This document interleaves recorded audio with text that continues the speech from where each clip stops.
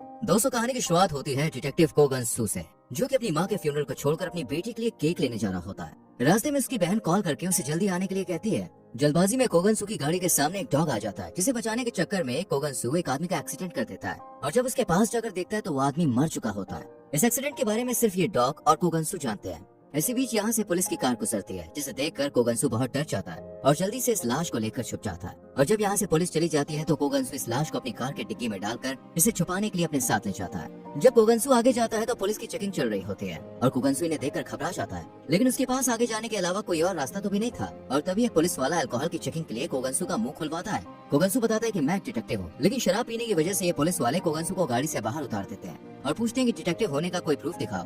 कोगनसू कहता है कि मैं अपनी माँ की फ्यूनरल से आ रहा हूँ, बस थोड़े दुख में पी लिए।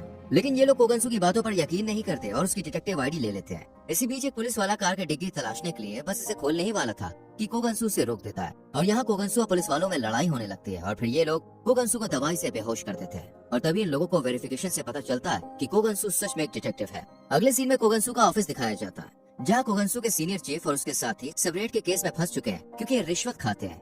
वही डिटेक्टिव पुलिस वालों पर बहुत गुस्सा होता है और उन पर हाथ उठाता है क्योंकि उन्होंने उसके डिटेक्टिव होने पर यकीन नहीं किया। इसके बाद कोगनसू अपनी माँ के फ्यूनरल में जाता है, जहाँ सभी गेस्ट जा चुके थे और कोगनसू के पास इसके बेटी का एक टॉय आता है और इसकी बेटी भी इसके पास आती है। यहाँ कोगनसू के साथी भी आकर इसे रेड के बारे में बताते हैं और एक साथी जिसका नाम चोई है वो कहता है कि तुम इन सबका इल्जाम अपने सिर ले लो। कोगनसू कहता है मैं क्यों लूं?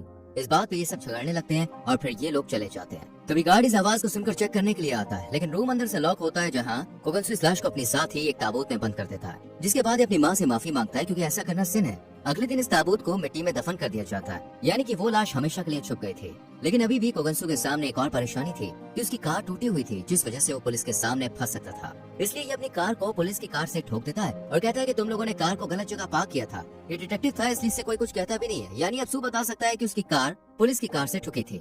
अगले सीन में हमें कोरियन पुलिस दिखाई जाती है, जो कि यहाँ पर एक बॉम्ब की टेस्टिंग करने के लिए इसे ब्लास्ट करते हैं क्योंकि ये काफी स्लो था। इसलिए बटन दबाने के 2 मिनट बाद जब ब्लास्ट होता है, इसी दिन इनके पास एक केस आ जाता है जो कि ली नाम के एक आदमी का था। ये खूनी है। जब कोगनसू इसे देखता है तो हैरान रह जाता है क्योंकि इसी की लाश को तो उसने दफनाया था, लेकिन ये अपने साथियों को नहीं बता सकता था कि ये मर चुका है। इसलिए इसे ढूंढने के लिए वो चला जाता है, जबकि इसे पता है कि ये अब मिलने वाला नहीं है। पुलिस वाले ली को ढूंढने के लिए उसके घर के बाहर बैठे होते हैं और कहते हैं कि वो जरूर अंदर ही होगा, जिस पर कोगनसू कहता है कि वो अंदर नहीं होगा।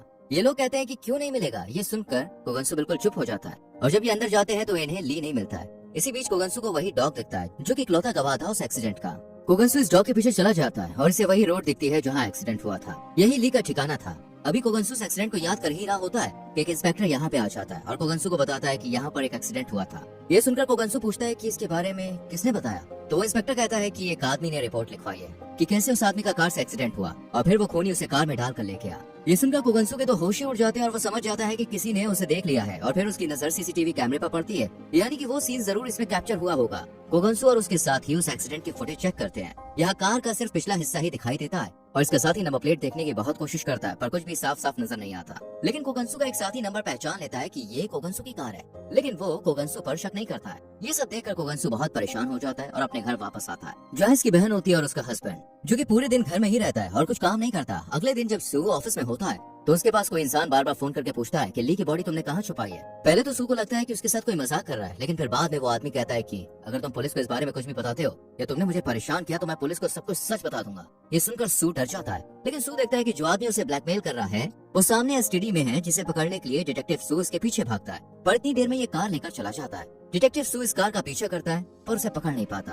अब ये आदमी कोरियन पुलिस के हेडक्वार्टर में जाता है और पुलिस की यूनिफॉर्म पहनकर बाहर आता है, यानी कि ये एक पुलिस इंस्पेक्टर है। तो फिर सू को ब्लैकमेल क्यों कर रहा है, अरेस्ट क्यों नहीं, इसका भी दोस्तों आगे पता चलेगा। इधर डिटेक्टिव सू कार में ही सो जाता है और इसका दोस्त चोई से जगाता है और कहता है कि तुम्हारी कार तो एकदम नई लग रही है। इस पर सू कहता है हाँ मैंने तुम्हें बताया था ना कि मेरी कार पुलिस की कार से छुप गई थी, इसलिए मैंने इसे रिपेयर करवाया। और जब सू कार में बैठता है तो उसे वही आदमी यानी कि पार्क का कॉल आता है, जो सू से उस लाश के बारे में पूछता है। इस पर सू नहीं बताता कि लाश कहाँ छुपी है। इधर पार्क डिटेक्टिव सू के पुलिस स्टेशन में आकर उसकी जम के धुलाई करता है और फिर बाद में उसे माफी मांगकर कहता है कि मैं तुम्हें कोई और समझा। पार्क यहाँ पे आता रहता है और जो इसके चीफ है वो भी इसे अच्छे से जानते हैं। पार्क बाथरूम में जाता है, जिसके पीछे सू भी चला जाता है और पार्क सू से उसी बॉडी के बारे में कहता है, जिस पर सू गुस्सा हो जाता है और पार्क के साथ मारपीट करने लगता है। लेकिन दोस्तों फिर पार्क इसकी जमकर धुलाई करता है, जिसे देखकर डिटेक्टिव सू समझ जाता है कि ये तो मुझसे भी ज्यादा ताकतवर है और पावरफुल है, इसलिए वो उसे बॉडी देने का फैसला करता है। इसके बाद सू उसी बॉडी के पास जाता है और उसे बाहर निकाल कर देखता है कि इसमें आखिर ऐसा क्या है। सू को पता चलता है कि ये एक्सीडेंट की वजह से नहीं मरा है, बल्कि इसे तो 2 गोलियां लगी थी, यानी अगर टेस्ट होता भी है तो वो बच सकता था। सू को ली का फोन मिलता है, जिसे लेकर वो ली के घर जाता है और उसे चार्ज करने लगता है। यहाँ पर उसे एक डॉग दिखता है जो कि शुरुआत में था ये ली का ही है। यहाँ सू को ली का पर्स मिलता है, जिसे चेक करने पर उसे कुछ खास नहीं मिलता। इसी बीच ली का फोन बजने लगता है। सू इसे उठाता है तो एक आदमी फोन पर कह रहा होता है कि तुम कहाँ पर हो। सू ये सुनकर कोई जवाब नहीं देता, इसलिए वो समझ जाता है कि ये ली नहीं है और वो कॉल कट कर देता है। सू इस आदमी की लोकेशन निकलवाता है और उस जगह जाने लगता है। इधर चोई के पास एक चालान की कॉपी आई है जिसने ट्रैफिक रूल्स को तोड़ा था। जब वो कार की नंबर प्लेट देखता है तो वो समझ जाता है कि ये डिटेक्टिव सू की कार है, जो कि 21 तारीख को ठुकी थी। लेकिन सू ने बताया था कि उसकी कार 2 दिन पहले एक पुलिस वाले की कार से ठुक गई थी। ये देखकर चोई समझ जाता है कि वो एक्सीडेंट सू ने ही किया था। वहीं दूसरी तरफ सू उस लोकेशन पर पहुंच जाता है और उस आदमी को पकड़ने के लिए उसके पीछे भागता है और फिर उससे सब कुछ चुगलवा लेता है। ये आदमी सू को बताता है कि पार्क, जो कि पुलिस वाला है, वो 2 नंबर का काम करता है। जैसे जब पुलिस के हाथ ड्रग्स लगते हैं तो गवर्नमेंट की तरफ से ऑर्डर होते हैं कि उन्हें पानी में बहा दो, लेकिन पार्क इन्हें बहाने के बाद दोबारा नीचे से एक नाली से ये पानी निकाल लेता है और फिर पानी को इस बोतल में भरकर इस ड्रग्स को बार में इस्तेमाल किया जाता है, जो कि खुद पार्क चलाता है। एक बार जो इस पानी या ड्रग्स को ले लेता है ना दोस्तों, उसको उसकी लत लग जाती है। इसलिए आज पार्क इतना अमीर है। डिटेक्टिव सू से पूछता है कि पार्क ली को क्यों ढूंढ रहा है, उसके पास ऐसा क्या है। इस पर सू को पता चलता है कि ली के पास लॉकर की चाबी है, इसलिए वो फिर से ली की लाश को बाहर निकालकर उस चाबी को ढूंढता है, जो कि उसे मिल भी जाती है। लेकिन तभी चोई यहाँ पे आ जाता है और सू से कहता है कि तुमने इसका खून किया है, और वो उसे अरेस्ट कर लेता है। इसी बीच सू के हाथ से वो चाबी गिर जाती है। सू चोई को समझने की बहुत कोशिश करता है, पर चोई को यकीन नहीं होता। तभी पार्क सू को कॉल करके कार से बाहर निकलने के लिए कहता है, और जब सू बाहर आता है तो कार ब्लास्ट हो जाती है और चोई मारा जाता है। ये देखकर सू बहुत दुखी होता है। पार्क सू को मैसेज करके कहता है कि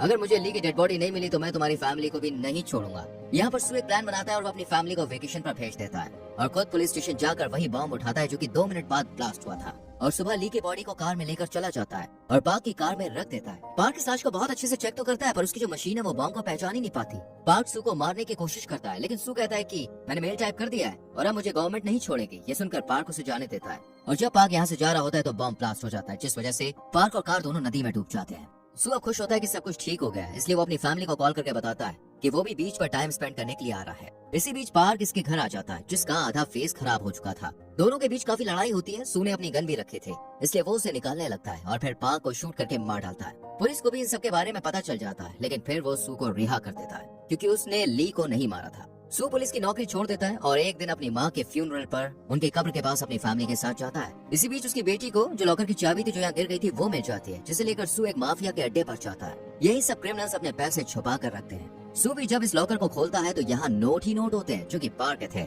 लेकिन अब ये सारा पैसा सू का हो जाता है और ये कहानी यहीं पर खत्म होती है। दोस्तों, कैसी लगी कहानी हमें कमेंट करके जरूर बताएं और हमारे चैनल फिल्म एडिट को सब्सक्राइब करके बेल आइकन प्रेस करें, जिससे आने वाली मूवीज की एक्सप्लेनेशन मिस ना हो। मिलते हैं अगली वीडियो में।